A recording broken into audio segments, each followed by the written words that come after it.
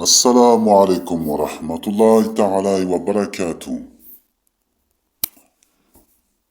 C'est une petite vidéo que je présente. Ok? Donc, c'est une question que je pose aux sunnistes, aux sunnites, même aux chiites, tiens, à tous les musulmans d'ailleurs, qui peuvent me répondre à cette question. D'accord? Je risque de vous mettre un peu le doute, ou bien même pas, peut-être vous avez aucun doute. Tellement vous êtes convaincu de votre connerie. D'accord? Parce que moi, je vais très très loin. Plus loin que vous. Je vais au-delà de la terre.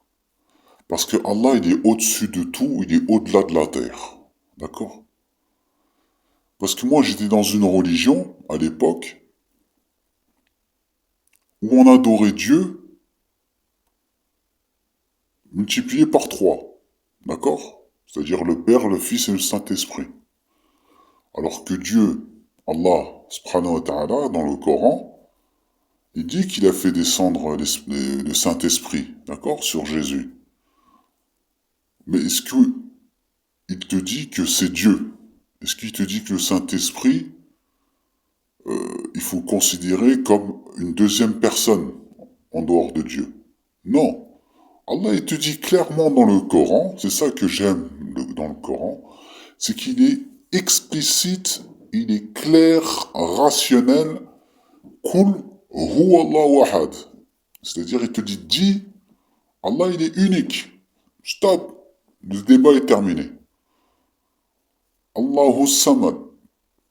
C'est-à-dire, il est impénétrable, intouchable, ce que vous voulez. Lam yalid wa lam yulad.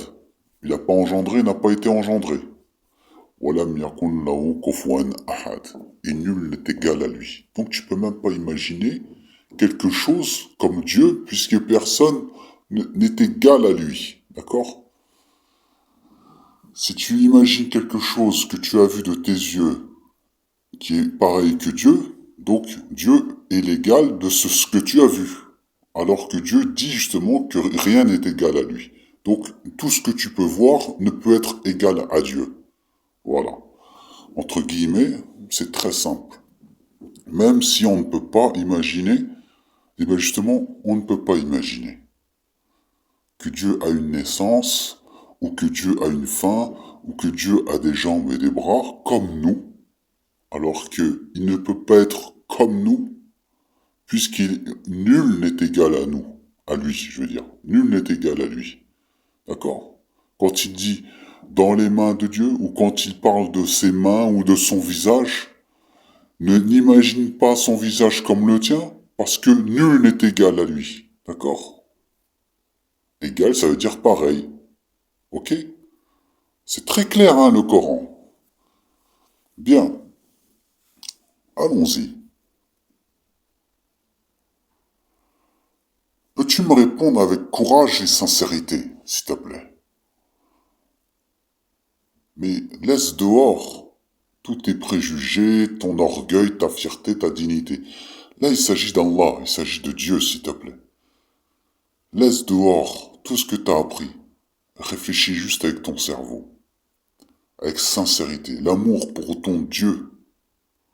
Excuse-moi, mais nom de Dieu, mais juste un peu d'amour pour ton Dieu. Lâche tout. Tous tes préjugés, ta fierté, les gens qui sont derrière toi, qui te mettent la pression, ou Zama, tout ce qu'on t'a appris. Laisse tout dehors et vide ton esprit et pense juste à Allah. Seulement Allah. Allah, qu'est-ce qu'il te demande dans le Coran? Tout le Mus'haf, tout le Coran, quand tu le lis, laisse les hadiths dehors. Les hadiths, d'ailleurs, j'en veux pas. Les hadiths, pour moi, c'est une tromperie.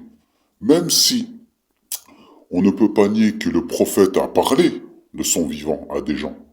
Donc c'est normal que des hadiths peuvent exister du discours du prophète. Que le prophète a parlé, a dit des choses, donc il y a eu des témoins qui ont entendu le prophète dire, etc. Sauf que le prophète a ordonné de détruire tout ce qu'on note venant de sa bouche, de ce qu'il dit. Donc nous n'avons pas à avoir dans notre bibliothèque des hadiths, puisque le prophète il a ordonné de les détruire. Par contre, si des hadiths, comme le Coran, vous savez, quand tu apprends le Coran par cœur, tu transmets de père en fils, ou de père ou de mère en fille, jusqu'à aujourd'hui, vous transmettez des choses que le prophète a dit, comme le discours du dernier sermon du prophète avant qu'il meure, quand il disait, il y a trois versions différentes, hein, il disait que je vous laisse, c'est-à-dire pour ne pas vous égarer, je vous laisse une chose. C'est ça son testament, entre guillemets, son discours d'adieu, du pèlerinage, pour le dernier pèlerinage qu'il a fait. Il disait, je vous laisse le Coran et ma sunna. Ça, c'est la première version. Deuxième version, je vous laisse le Coran et ma famille. Et la troisième version, je vous laisse le Coran. Il y a trois versions. Hein. Sahih Bukhari, Muslim, ayant le consensus. Hein. Ça, il y a trois versions. Qu'est-ce que tu prends? Tu prends les trois versions ou tu prends juste une version? Parce que là, il y avait des milliers de témoins. Hein. Comment ça se fait qu'il y a des milliers de témoins qui ont assisté à son dernier discours, d'accord? Et qu'il y a trois versions différentes? C'est pas possible. Normalement, tout le monde doit être d'accord sur la version, puisque tout le monde était témoin qu'il a dit tel mot, telle phrase. D'accord? C'est comme un khutbah. Tu vas à la mosquée, t'écoutes l'imam, quand il fait son discours. Donc t'as entendu, il a parlé du paradis et de l'enfer. D'accord? Voilà. Il a donné certains détails. Surtout le dernier discours du prophète, comment tu peux l'oublier? Comment tu peux te tromper? D'accord? Est-ce qu'il a dit, je vous laisse le Coran à suivre, d'accord? Pour ne pas vous égarer. Suivez le Coran, ma famille et la Sunna. Est-ce qu'il a dit ces trois choses-là? Ou bien est-ce qu'il a dit, comme je l'ai dit tout à l'heure, les trois versions? C'est trois versions différentes en fait, hein, les hadiths. Hein. Il n'y a pas cette version-là où il dit je vous laisse le Coran, ma famille et la Sunna. Ça n'existe pas cette version. La seule version qu'il y a, c'est la première, je vous laisse le Coran et ma famille. La deuxième version, je vous laisse le Coran et ma Sunna. Et la troisième version, c'est juste je vous laisse le Coran. Pour ne pas vous égarer, il faut suivre que le Coran. Voilà. Donc, on y va. Je perds un peu de temps avec ce genre de choses, mais il faut que ça soit clair. Faut que ça soit clair. Parce que moi, je doute, que vous ayez le courage de me répondre avec sincérité. Vous n'allez pas me répondre avec sincérité. Vous allez chercher. Le shir At-Tabari, le shir Ibn Taymiyyah, qu'est-ce qu'il a dit, il y a des interprétations, etc., etc. Des gens qui, peut-être qu'ils étaient égarés, ils savaient même pas qu'ils étaient égarés. Ah, mais qu'est-ce que tu racontes, c'est un grand savant. Bah oui, vous avez toujours le mot grand savant. Mais tous les grands savants peuvent se tromper. Les chrétiens, ils ont créé un dogme incroyable. Le plus grand dogme de la terre, c'est la religion chrétienne. Et pourtant, ils sont dans l'erreur. Oui ou non? Eh ben, c'est pareil pour nous. Nous, les musulmans, on a créé un dogme à partir de ce que le prophète nous a laissé. Et aujourd'hui, voilà, on vous dit que peut-être que Ibn Taymiyyah, At-Tabari, Sha'rawi, ou je sais pas moi, des chirs Albani, peut-être qu'ils sont dans l'erreur. Non, vous allez absolument les édifier comme étant comme des prophètes, comme un dieu. Ah, c'est impossible qu'ils se trompent. Allahu Alam, c'est Dieu qui se trompe pas. Bon, on y va. Je vais vous poser la question. Tu es d'accord avec moi concernant la Aqidah, concernant l'unicité de Dieu? C'est-à-dire que, pour ceux qui n'ont pas compris, tu es d'accord qu'il n'y a d'autre Dieu que Allah, sans associer. Est-ce que vous êtes d'accord avec moi? Il y a d'autres dieux que Allah. Vous êtes d'accord? Bien. Le message du Coran est de ne rien associer à Dieu, à Allah. Vous êtes d'accord avec moi? Est-ce que vous êtes d'accord avec moi? Le message du Coran, je pense qu'il y a consensus. Le message du Coran, c'est il n'y a d'autre Dieu que Allah. Faut rien associer à Dieu. À Allah. Déjà, Allah, il est tout seul dans son règne. En tant que Dieu, il est seul. Et en plus, il te dit de rien lui associer. C'est-à-dire, c'est deux choses différentes. Hein. Il y a deux choses. Hein. Non seulement Allah, il est unique, c'est-à-dire il n'y a pas, il y a personne avec lui en tant que Dieu. Déjà, c'est une première chose, une première association.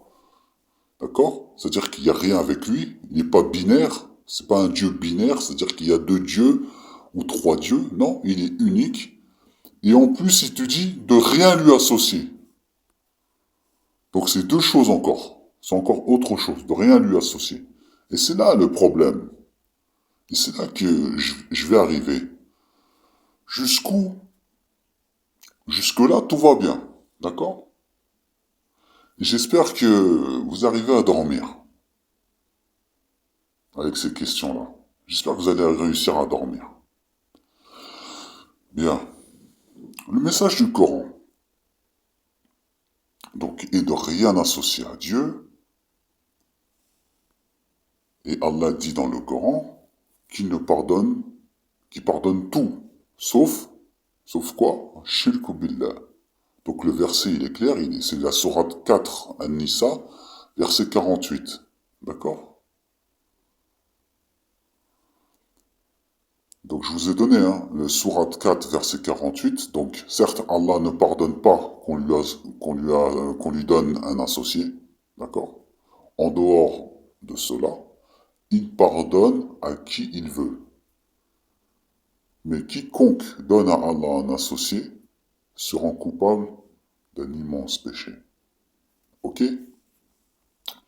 Est-ce que jusque-là, ça va?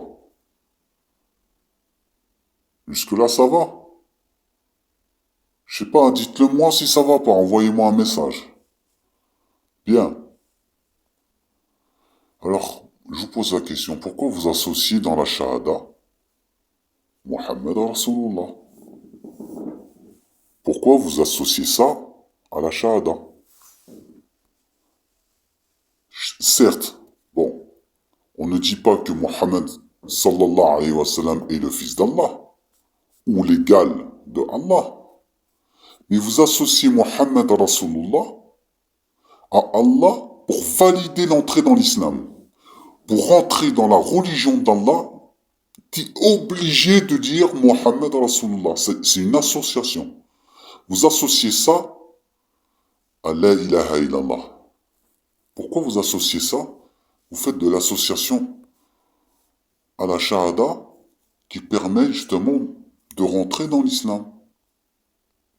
Quand Allah dit oh vous les croyants, quand Allah il parle de lui, Allah il dit la Allah ou la ilaha illa huwa al-hayyul qayyum.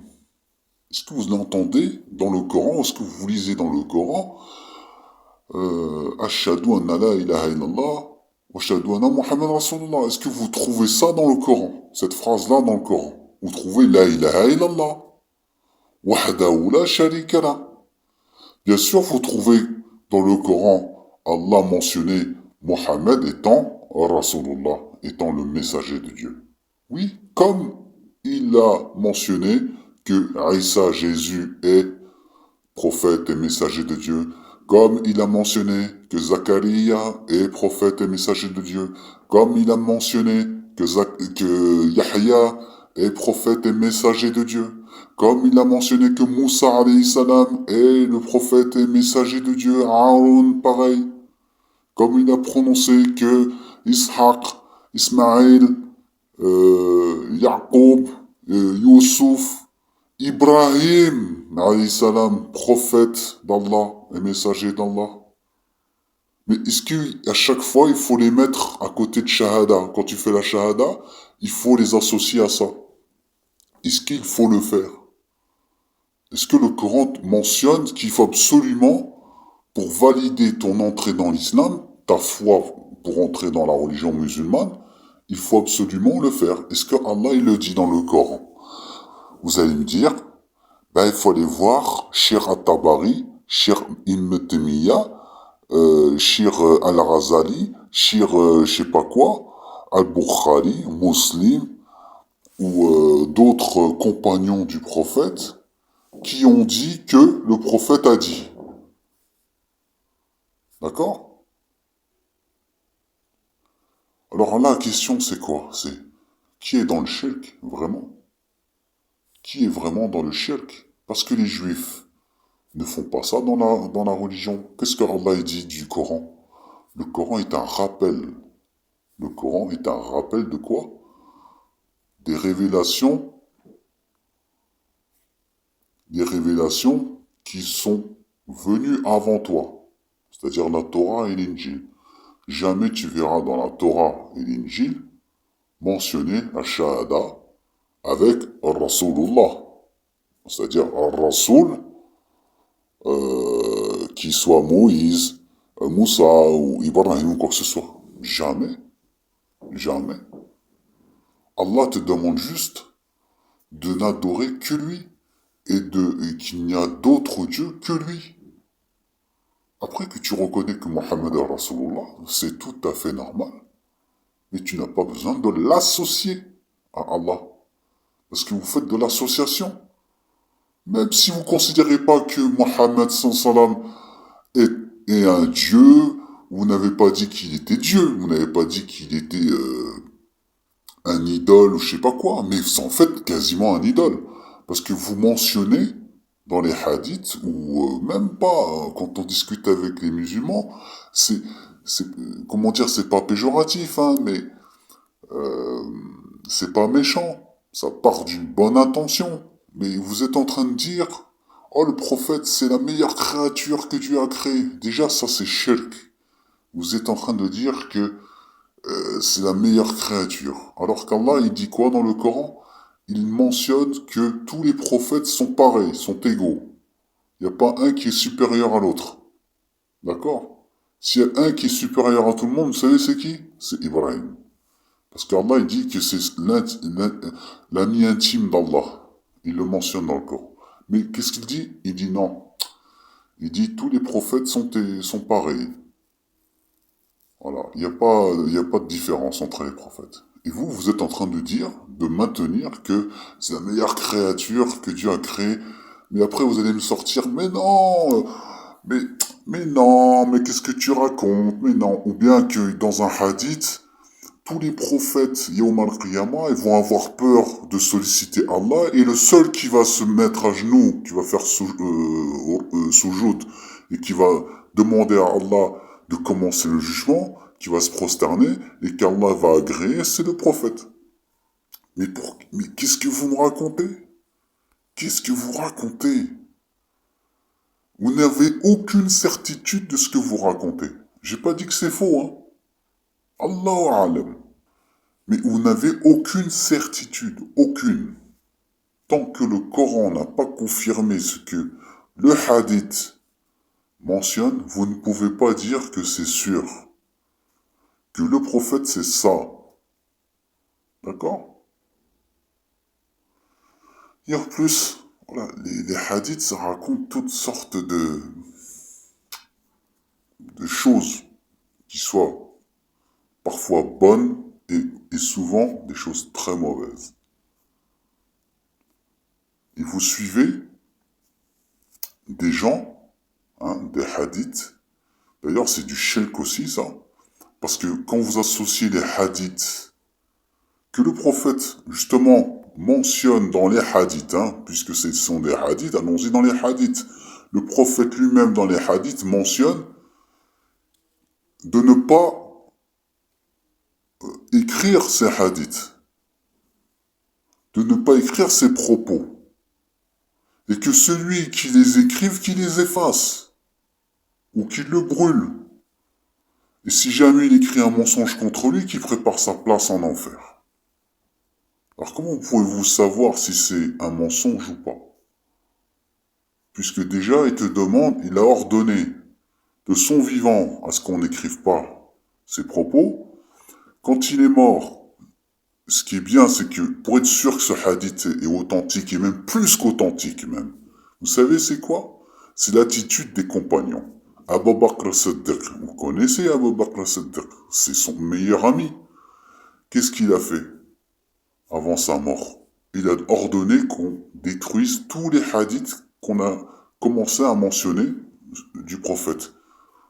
Parce que même de son vivant, Abu Bakr as-Siddiq, il y en a qui ont commencé à écrire des hadiths du prophète, parce qu'ils avaient peur d'oublier tout ce qu'ils ont entendu de la bouche du prophète. Et il a ordonné à ce qu'on les détruit. Quand il est mort, c'est qui l'a succédé à Abu Bakr as-Siddiq? C'est Omar ibn Khattab, radiyallahu an.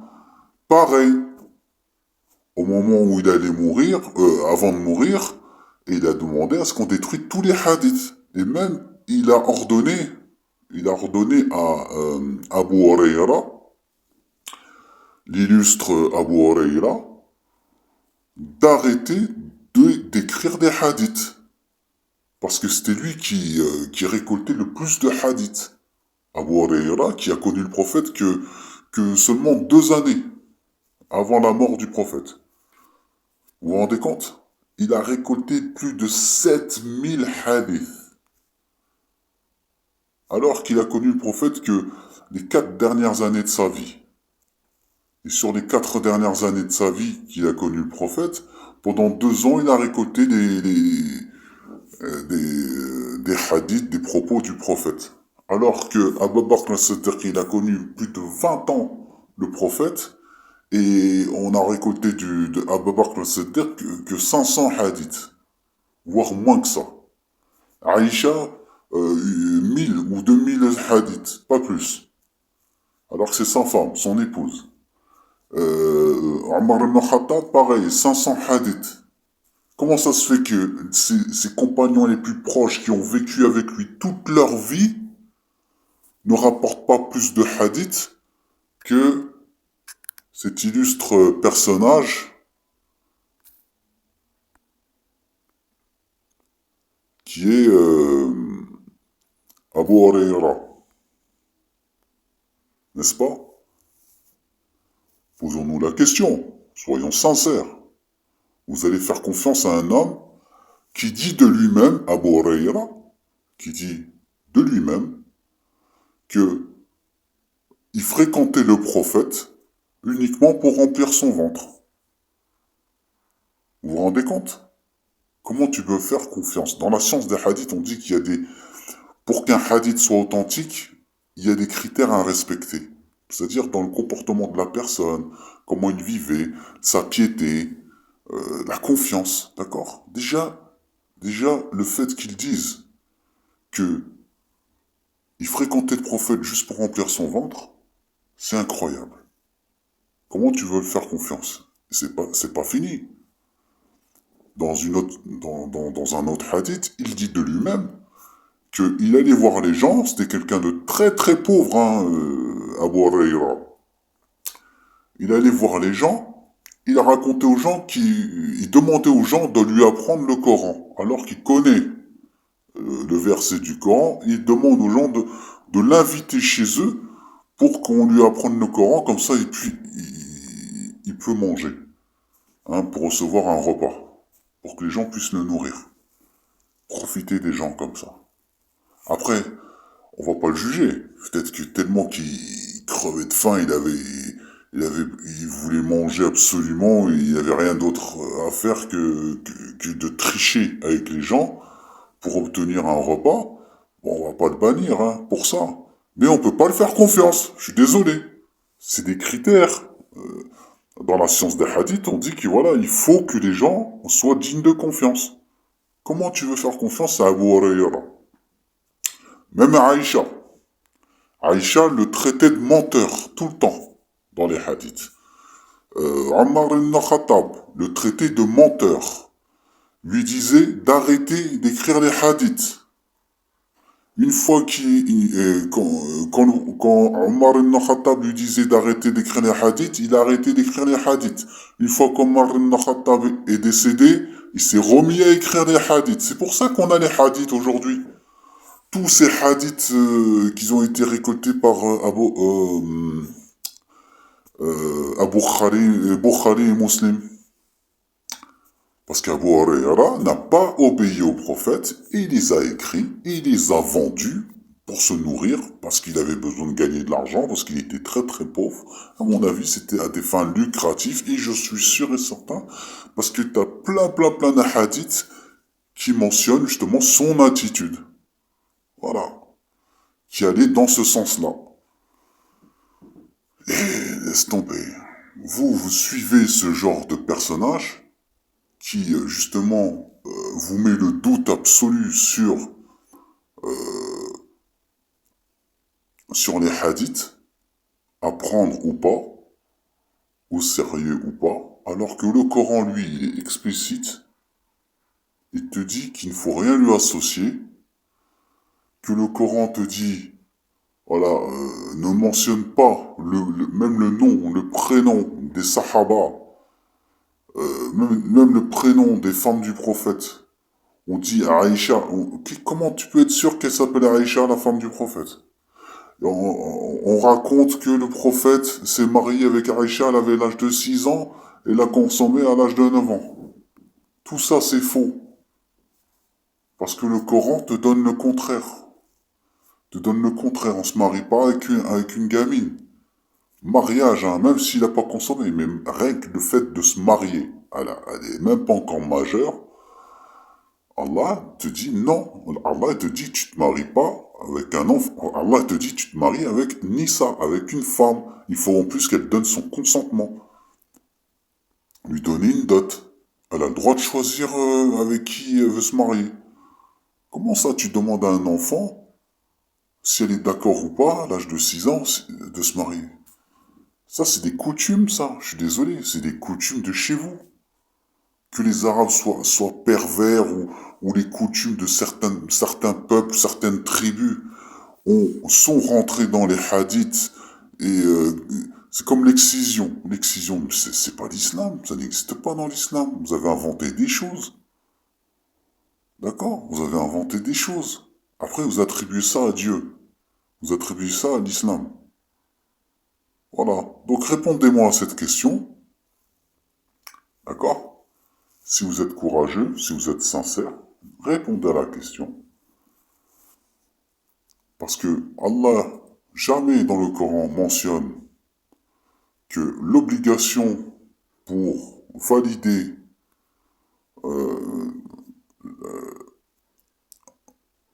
comment dire, le fait que tu rentres dans la religion d'islam, d'accord?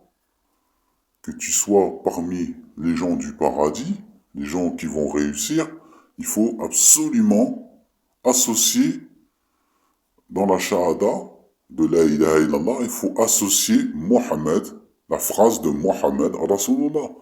Voilà, c'est tout. Répondez à cette question avec le Coran, s'il vous plaît, parce que les hadiths, pour moi, les hadiths, ce sont que des histoires des gens, qui sont sincères ou pas sincères, peu importe, on n'a aucune manière de pouvoir les vérifier. Parce que Abu Huraira, on ne peut pas le faire confiance et personne ne peut, on ne peut faire confiance à personne. Tout ce qui est humain, tout ce qui vient de la bouche de l'être humain est soumis à l'erreur. Voilà, alors que tout ce qui vient de Dieu, voilà, Allah il le dit, c'est le livre au sujet duquel il n'y a aucun doute. Donc le Coran, il n'y a aucun doute. Si tu ne trouves pas dans le Coran mentionné la validation pour entrer dans l'islam de la shahada, mentionner que Mohammed Rasulullah est une obligation pour valider ta rentrée dans l'islam, bah montre-le-moi. Si c'est pas marqué, donc vous n'avez pas à le faire. Je dis pas que c'est pas bien. Je dis pas que... mais pour moi, c'est du shirk. C'est même pas pour moi, hein. C'est une forme de shirk. Voilà, c'est tout. Allez. Bon courage.